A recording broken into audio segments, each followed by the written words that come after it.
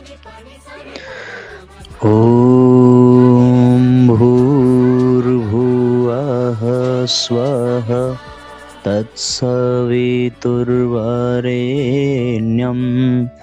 भर्गो देवस्य धीमहि धियो यो नः प्रचोदयात्।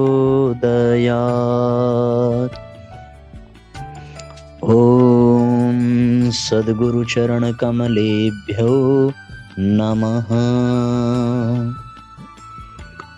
परम पूज्य गुरुदेव परम वंदनीय माता जी के सूक्ष्म संरक्षण में आज ऑनलाइन दैनिक स्वाध्याय के इस सत्र में उपस्थित होने वाले सभी आत्मीय बंधुओं को बारंबार प्रणाम।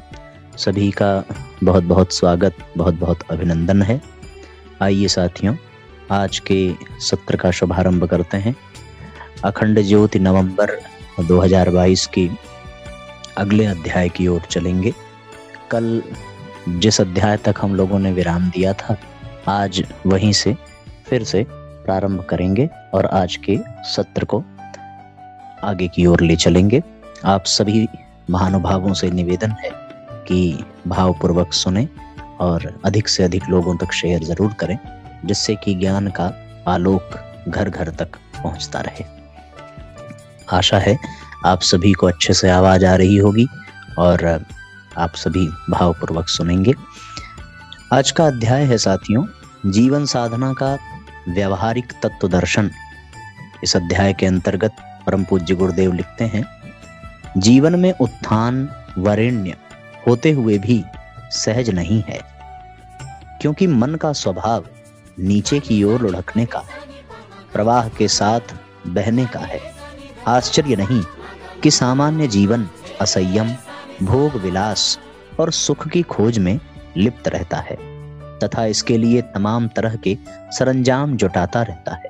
साधना के महापुरुषार्थ के बल पर ही इस बहिर्मुख प्रवाह की धारा बदली जा सकती है व निम्नगामी ऊर्जा को ऊर्ध्वगामी दिशा दी जा सकती है। ये कुछ ऐसा ही प्रयास है जिसमें ढलान की ओर बहते जल स्रोत को पंप की सहायता से शिखर की ओर चढ़ाया जाता है, या एक रॉकेट को गुरुत्वाकर्षण की शक्ति के विरुद्ध आकाश में विचरण करने के लिए एक सशक्त इंजन के साथ जोड़ दिया जाता है। निस्संदेह इसी कारण आत्म साधना को संसार का सबसे कठिन कार्य माना गया है और इसकी उपलब्धियों एवं फलश्रुतियों को भी सर्वोपरि स्थान दिया गया है। श्रीमद् भागवत में पथ की दुरूहता का स्थान स्थान पर विशद वर्णन मिलता है। धनुर्धर योद्धा अर्जुन के शब्दों में मन के वेग को रोकना वायु वेग को रोकने से अधिक कठिन है। भगवान श्री कृष्ण इसको साधने का मार्ग सुझाते हैं। भगवान बुद्ध के शब्दों में स्वयं को साधना परम शौर्य एवं वीरता का कार्य है। यदि कोई व्यक्ति 1000 योद्धाओं को अकेले ही 1000 बार हराता हो तथा दूसरा व्यक्ति मन को वश में कर लेता है, तो दूसरे को बड़ा विजेता माना जाएगा। जीवन साधना का महत्व इन पंक्तियों में स्पष्ट रूप में समझ आता है, जिसके लिए प्रयास पुरुषार्थ की अपेक्षा रहती है, लेकिन साधना के नाम पर भ्रम भ्रांतियों का कुहासा भी कम नहीं है। लोक चलन में तपस्वी साधु के गणवेश में किसी के मौन धारण कर मौनी बाबा बनने, किसी के फलाहार पर रहने या दुनिया को अलग थलग किन्हीं गुफा कंदराओं में रहने को तपस्या साधना से जोड़कर देखा जाता है। हठ योग की चित्र विचित्र मुद्राओं व आसनों को भी इससे जोड़कर देखा जाता है। ये प्रयोग स्वयं में गलत नहीं, लेकिन किन उद्देश्यों के साथ इनको संपन्न किया जा रहा है व इनसे जीवन का समग्र उत्कर्ष किस तरह सध रहा है, यह महत्वपूर्ण हो जाता है। यदि इन साधनात्मक कवायदों के बाद भी चित्त शुद्ध नहीं होता, अहंकार विगलित नहीं होता, चित्त शांत नहीं होता, मन में प्रसन्नता के प्रसून नहीं खिलते, अपने दैवी स्वरूप का बोध नहीं हो पाता, जीवन दिशाहीन एवं सार्थकता के बोध से हीन दिखता है तो ऐसी तप साधना पर प्रश्न चिन्ह अवश्य लग जाते हैं।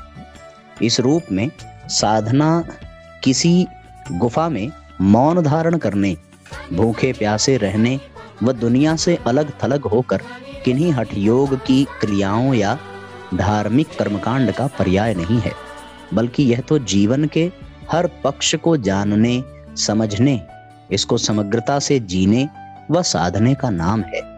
यह चेतना का परिष्कार एवं व्यक्तित्व के रूपांतरण के साथ जीवन ऊर्जा को ऊर्ध्वगामी गति देने का नाम है। यह जीवन को इसकी समग्र संभावनाओं के साथ जीने व इस जीवन में मुक्ति लाभ जैसी मनः स्थिति को हस्तगत करने तथा जनमानस को एक श्रेष्ठ एवं दिव्य जीवन जीने की प्रेरणा देने का नाम है। यह जीवन के सत्य को धारण कर धर्म में जीवन जीने व लोक सेवा करते हुए आत्म विस्तार करने का राजमार्ग है। इस जीवन साधना में मुख्य रूप से जो व्यवधान आते हैं वे है विषय भोग की लिप्सा, जो पूर्व संस्कार के कारण उभरती रहती है।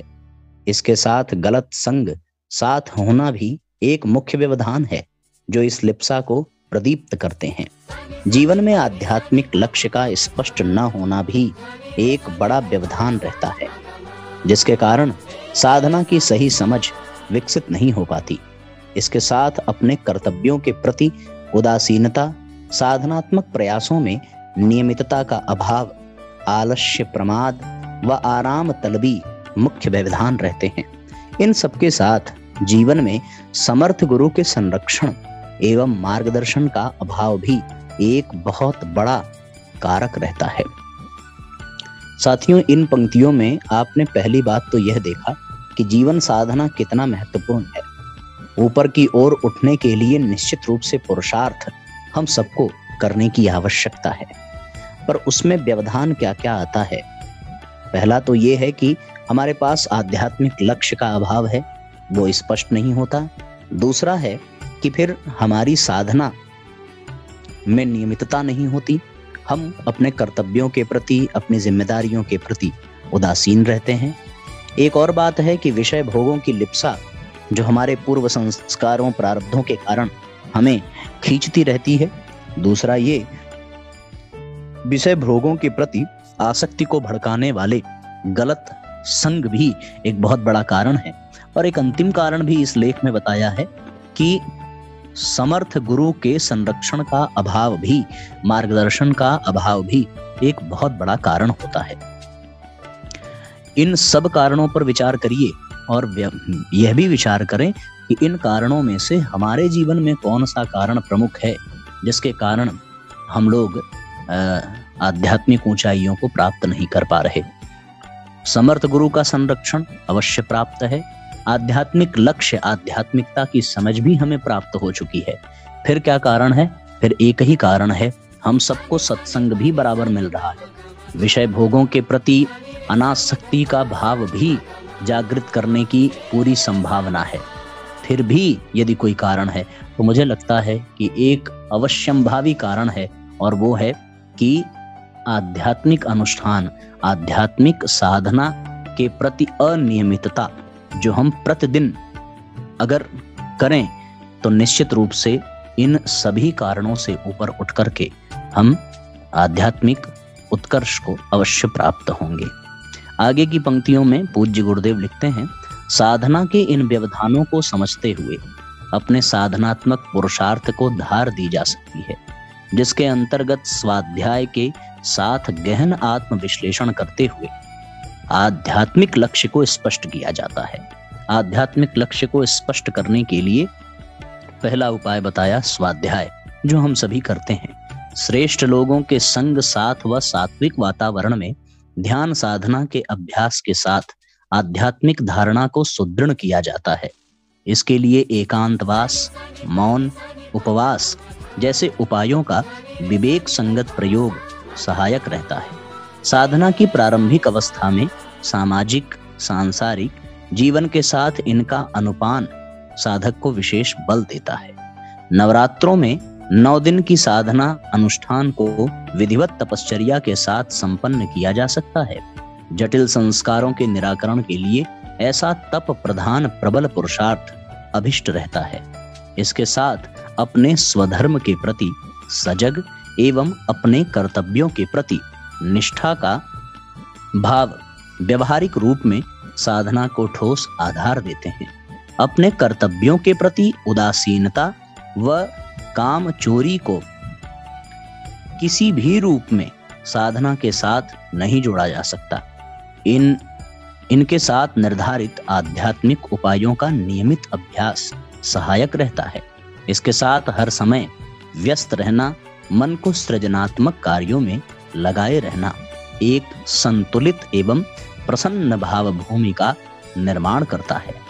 गुरु के बताए मार्ग पर निष्ठा एवं उनकी आज्ञा का पालन निस्संदेह रूप में साधना के सबल आधार रहते हैं। परम पूज्य गुरुदेव के बताए साधना सूत्रों को हृदयंगम करते हुए समग्र साधना के साथ जीवन के बाह्याभ्यंतर मोर्चों को साधा जा सकता है। इसके लिए युग ऋषि ने उपासना, साधना और आराधना की जो त्रिवेणी बताई है, इसमें नियमित रूप में डुबकी लगाते हुए जीवन को सच्चिंतन, सत्कर्म एवं सद्भावनाओं से ओतप्रोत रखा जा सकता है। जीवन में संयम, स्वाध्याय, सेवा और साधना को उचित स्थान देते हुए जीवन को समग्र उत्कर्ष के मार्ग पर आरूढ़ किया जा सकता है। बड़ा अद्भुत अध्याय जो हमें साधनात्मक मार्गदर्शन की ओर ले चलता है। साथियों, अपने आप में हम सबके जीवन के लिए बहुत महत्वपूर्ण सूत्र यहाँ से प्राप्त हुए।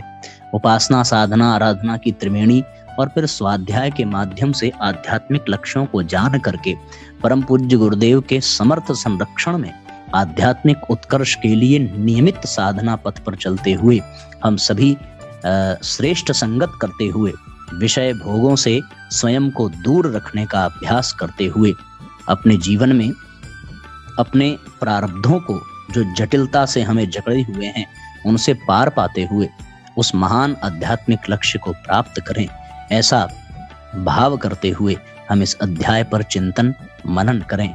आवश्यक हो तो इसे एक बार पुनः सुने, समझें और तदनुसार चिंतन मनन करते हुए अपने जीवन में उतारने का प्रयत्न करें। एक छोटी सी कहानी है। भगवान बुद्ध से उनके एक शिष्य ने प्रार्थना की, प्रभु मुझे ऐसे स्थान पर जाने की आज्ञा प्रदान करें जहाँ के लोग स्वभाव से क्रूर हों। भगवान बुद्ध ने परीक्षा लेने के उद्देश्य से कहा, वत्स, वे लोग तुम्हारे साथ दुर्व्यवहार करेंगे, तुम्हें अपशब्द कहेंगे। शिष्य बोला, भगवान, दुर्व्यवहार सहन करने से व्यक्तित्व परिष्कृत होता है, मैं उनका उपकार मानूंगा। भगवान बुद्ध ने पुनः प्रश्न किया, और यदि उन्होंने तुम्हारे ऊपर प्रहार कर दिया तब? शिष्य ने उत्तर दिया, ये तो और भी अच्छा होगा प्रभु, मेरे अशुभ कर्मों का शमन स्वतः ही हो जाएगा। भगवान बुद्ध आगे बोले, परंतु यदि उनके प्रहारों से तुम अपने प्राण गंवा बैठे तो? शिष्य भगवान बुद्ध के चरणों में गिरकर विनीत स्वर में बोला, प्रभु यह तो उनकी असीम अनुकंपा होगी, शरीर का मोह ही व्यर्थ है। मैं समझूंगा कि परमात्मा की यही इच्छा थी। भगवान बुद्ध उसके सिर पर हाथ रखकर बोले, पुत्र तुम धन्य हो, तुम ही वास्तव में प्रव्रज्या के अधिकारी हो, क्योंकि तुम्हारा मन सभी प्रकार के संघर्षों का सामना करने के लिए तैयार हो चुका है। सच्चे लोक सेवी की पहचान सहनशीलता से ही होती है। इतने अद्भुत सूत्र हैं भैया इस कहानी में। गहराई से चिंतन करके देखें और विचार करें कि क्या शानदार सूत्र यहाँ से हम सबको प्राप्त हो रहा है। विचार करिए कि इतनी सहनशीलता और इतना दिव्य शालीनता का परिचायक लोक सेवी के जीवन में होना चाहिए, तब जाकर के व्यक्ति लोक सेवी बन सकता है, तब जाकर के वो साधक बन सकता है। और एक और बात यहाँ से स्पष्ट हो रही है, पहला कि दूसरों का अपशब्द अपमान सहने से हमारा व्यक्तित्व परिष्कृत होता है, उसका उपकार मानना चाहिए। दूसरा, यदि कोई शारीरिक प्रहार करे तो इससे साधना के पथ में यह विश्वास करना चाहिए कि हमारे जो अशुभ कर्म है उसका शमन स्वतः ही हो गया। तीसरी बात कि यदि वो प्राण ही लेने को उतारू हो जाए तो फिर ये शिष्य यहाँ बताता है कि शरीर का मोह ही समाप्त कर देना चाहिए, आत्मा तो अजर और अमर है। इस तरीके से ये अध्याय पूर्ण हुआ और ये कहानी पूर्ण हुई, जो अत्यंत प्रेरणादायक थी हम सभी के लिए। आइए अगले अध्याय की ओर चलें और एक और अध्याय आज के इस पत्रिका से हम सभी पढ़ेंगे। दूसरा अध्याय है साथियों, बढ़ चलें आत्म साधना के पथ पर। इस अध्याय के अंतर्गत आइए देखें क्या हम सबको मार्गदर्शन मिल रहा है। गुरुदेव इस अध्याय के अंतर्गत लिखते हैं, बैजनाथपुर गांव में संत वैभव दास के 7 दिवसीय सत्संग का आज आखिरी दिवस था। सत्संग का आखिरी दिन सत्संग में पधारे साधकों व जिज्ञासुओं की आध्यात्मिक जिज्ञासाओं के समाधान के लिए निर्धारित था। जब आज सत्संग में प्रश्नोत्तर का कार्यक्रम प्रारंभ हुआ, तब एक साधक ने प्रश्न किया, महात्मन, आप कहते हैं कि सांसारिक सुख अंततः दुखदायी ही होते हैं, इसलिए इनके आकर्षण में मत पड़ो, पर इनके आकर्षण से कैसे बचें?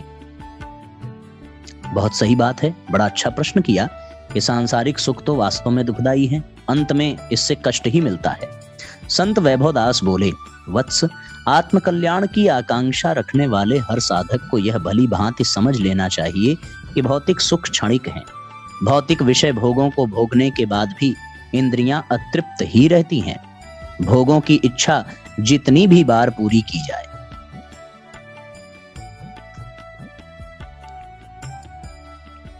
भोगों की इच्छा जितनी भी बार पूरी की जाए वह अधूरी ही रहती है। वैसे ही जैसे अग्नि में घी की आहुतियां जितनी बार दी जाएं, अग्नि उतनी ही अधिक और धधकती जाती है, वह अग्नि बुझने का नाम ही नहीं लेती। महात्मन आगे बोले, भौतिक विषय भोगों से प्राप्त सुख की सीमा है एवं उस सुख का प्रभाव तात्कालिक व क्षणिक ही होता है, इसलिए इंद्रियां पुनः उसे पाने को व्यग्र रहती हैं। सामान्य भौतिक दृष्टि संपन्न व्यक्ति जीवन भर इंद्रियों के द्वारा वांछित व इच्छित भोगों की व्यवस्था बनाता रहता है, परंतु जिनके पास आत्मदृष्टि है, जो ज्ञानी हैं, वे जानते हैं कि आत्मा से निःसृत आनंद से ही हमें अस्थायी रूप से तृप्ति मिल सकती है। इसलिए वे जीवन निर्वाह मात्र के लिए अनासक्त भाव से भौतिक साधनों का सदुपयोग भर करते हैं और आत्मा से अलौकिक आनंद निःसृत हो सके, इस हेतु वे अपनी आत्मा में परमानंद के स्रोत परमात्मा का निरंतर ध्यान करते हैं। कुछ रुककर उन्होंने अपनी बात आगे बढ़ाई। आत्मा में परमात्मा का निरंतर ध्यान करते करते अंततः आत्मा से ईश्वरीय आनंद प्रस्फुटित हो उठता है। आनंद का, परमानंद का अजस्र स्रोत उसके अंदर फूट पड़ता है। महात्मन ने आगे कहा, तब आत्मदृष्टि संपन्न हो जाने के कारण उसे ये भली भांति ज्ञात हो जाता है कि लुभावने और सुंदर दिखने वाले भौतिक विषय भोगों से मिलने वाले सुख क्षणिक होते हैं और अंततः ये हमें दुख ही देने वाले, आसक्त करने वाले एवं कर्म बंधन में बांधने वाले होते हैं। सामान्य जन लुभावने व आकर्षक दिखने वाले विषय भोगों के दुष्परिणाम को नहीं समझ पाने के कारण उनमें फंसकर उलझ कर रह जाते हैं। वे दुख और बंधन में पड़ जाते हैं। उदाहरण स्वरूप वे कहने लगे, राजकुमार सिद्धार्थ को संसार की सभी सुख सुविधाएं उपलब्ध थी। अपनी युवावस्था में उन्होंने उन सुख सुविधाओं का उपयोग भी किया, पर उनकी दृष्टि भौतिक विषय भोगों से मिलने वाले क्षणिक व तत्कालिक सुखों से हटकर उन भोगों से मिलने वाले दुष्परिणाम की ओर गई। इसलिए अंततः उन्होंने त्याग व तपस्या का मार्ग चुना। वर्षों तक तप साधना की और अंततः आत्मबोध के रूप में अपने लिए शाश्वत सुख व परमानंद का अजस्त्र स्रोत अपने ही अंदर ढूंढ लिया। उन्होंने आगे कहा, अस्तु मित्रों, हमें भोगों के दुष्परिणाम व उनसे मिलने वाले क्षणिक सुख पर सतत विचार करना चाहिए व शाश्वत सुख की प्राप्ति के लिए आत्म साधना के पथ पर चल पड़ना चाहिए। तभी एक अन्य साधक ने प्रश्न किया, महात्मन, भौतिक सुख साधनों के त्याग एवं तप साधना के पश्चात भी यदि जीवन के अंत तक हमें आध्यात्मिक अनुभूति, परमानंद की अनुभूति न हो पाई, तब क्या होगा? तब तो माया मिली न राम जैसी बात हो जाएगी।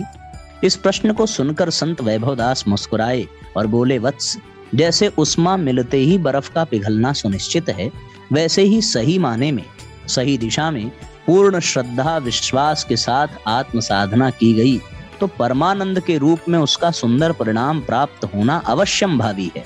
अपनी बात स्पष्ट करते हुए वे बोले, आत्म साधना के पथ पर चलकर ही अब तक अगणित साधकों ने आत्मबोध की प्राप्ति की है, परमानंद की प्राप्ति की है।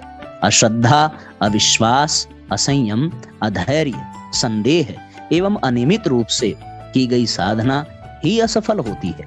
श्रद्धा, विश्वास, संयम, धैर्य, संदेह रहित व नियमित रूप से दीर्घकाल यानी आत्मबोध की प्राप्ति होने तक की गई साधना ही अंततः सफल होती है, इसमें कोई संदेह नहीं।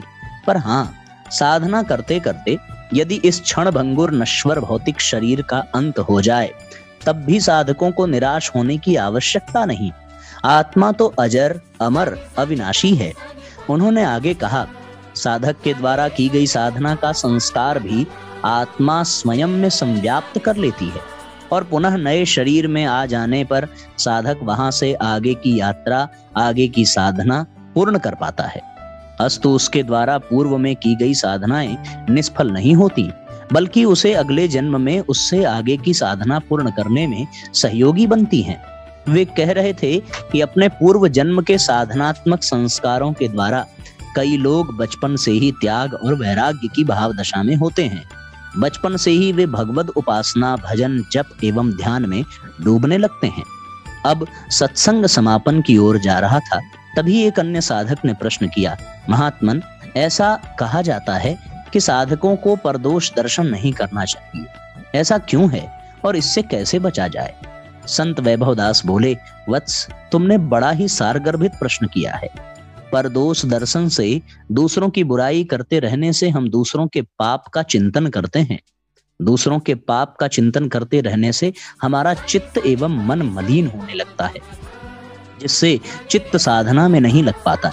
वे बोले, इसके साथ ही हम पाप चिंतन करते करते स्वयं भी उस रास्ते पर चल पड़ते हैं, क्योंकि जो व्यक्ति जैसा सोचता है वह वैसा ही करता है और वैसा ही बन जाता है।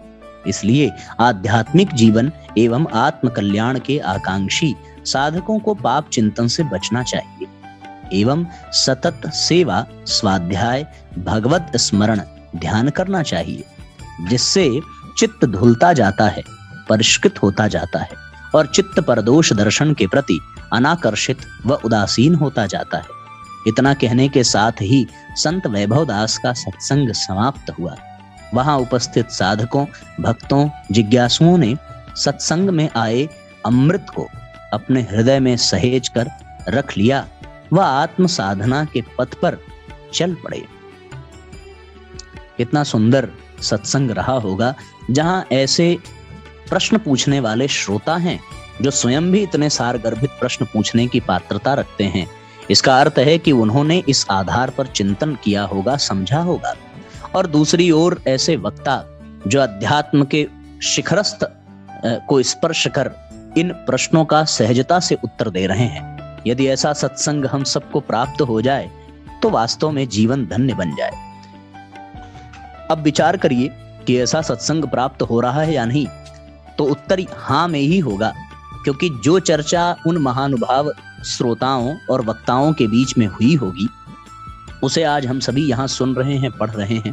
हमारी वाणी के माध्यम से गुरुदेव के ये विचार आप तक पहुंच रहे हैं और आपके कर्णेंद्रिय के माध्यम से ये विचार आपके हृदय तक पहुंच रहे हैं। इसलिए इन संयोगों को जीवन में समेट करके स्वयं को सौभाग्यशाली अनुभव करते हुए आप सब यह सौभाग्य दूसरों को भी प्रदान करिए और अधिक से अधिक शेयर करके दूसरों को भी जोड़ने का प्रयत्न और पुरुषार्थ करिए, जिससे कि ये लाभ उन सभी को मिल सके जो अभी तक इस लाभ से वंचित हैं, जो इसकी महत्ता को नहीं समझ पाते।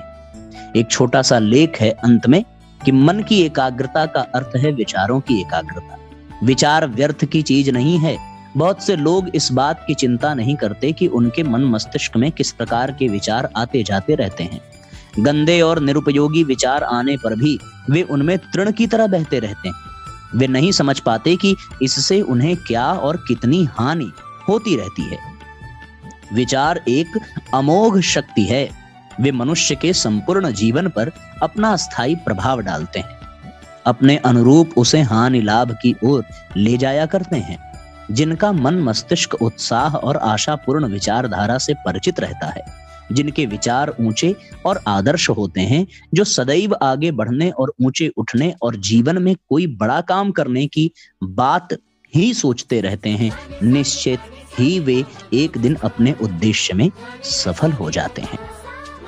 वाह, अद्भुत सूत्र है भैया ये, कि किस तरीके से लोग अपने जीवन में सफल होते हैं और किस प्रकार लोगों को ये लाभ प्राप्त होता है, किस तरीके से लोगों को ये आनंद आता है। आइए अब आज के सत्र को यहीं पर विराम देते हैं। गायत्री महामंत्र का उच्चारण करेंगे और आज के सत्र को विराम देंगे। ओम भूर्भुवः स्वः तत्सवितुर्वरेण्यं भर्गो देवस्य धीमहि धियो यो नः प्रचोदयात्। सभी आत्मीय बंधुओं को, सभी साथियों को बहुत बहुत प्रणाम, बहुत बहुत धन्यवाद। आज का स्वाध्याय सुनने के लिए, यहाँ पर उपस्थित होने के लिए आप सभी को बहुत बहुत प्रणाम और सभी को शुभ रात्रि। हम लोग कल फिर समय से मिलेंगे और अगले अध्याय को, इस अखंड ज्योति पत्रिका के अगले अध्याय, अगली कहानियों, अगले विचारों को हम लोग आत्मसात करेंगे। आज के लिए इतना ही। सबको नमस्कार, धन्यवाद, शुभ रात्रि।